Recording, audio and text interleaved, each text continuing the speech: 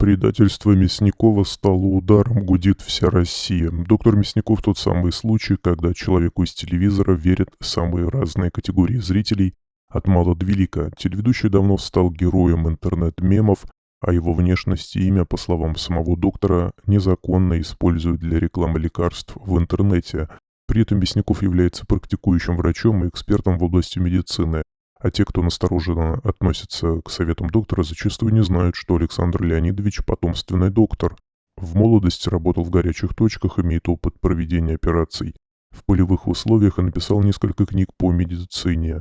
Телеведущий много лет счастлив в браке, у него 2 детей, а в загородном доме под Москвой живут несколько собак. Биография доктора Мясникова как медицинского специалиста началась с шага, который привел в недоумение его близких и друзей. В составе группы геологов он уехал в Мозамбик. Ученые исследовали месторождения полезных ископаемых в отдаленных районах южной части африканского континента. Александр отвечал за их здоровье. Спустя 2 года, когда геологи вернулись в Союз, Александр Мясников остался в Африке, в регионе под названием Замбези, продолжив работать врачом общей практики. В Южной Африке в те годы шли военные действия, и доктор в полевых условиях оперировал раненых, спас сотни жизней и наработал уникальный опыт. Измену все же не простила, доктор Мясников окончательно разъехался с женой. Супруги практически не видятся друг с другом. Харизматичный теледоктор, известный на всю Россию, обладает довольно насыщенной личной жизнью. Он рано женился на женщине по имени Наталья. Супруга сопровождала врача во всех его командировках в страны третьего мира, а затем пара села во Франции, там у них родился сын.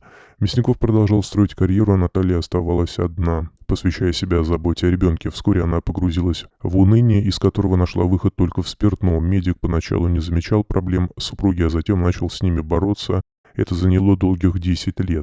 За это время Мясников завел роман на стороне с коллегой Татьяной Гулевич, в котором у него родилась дочка Полина. Он не отказался признавать наследницу, но не стал разводиться с законной женой. Наталья сумела простить мужа и бросила пагубную привычку. Однако, по всей видимости, память о предательстве все-таки мучает женщину, несмотря на то, что конфликт улажен.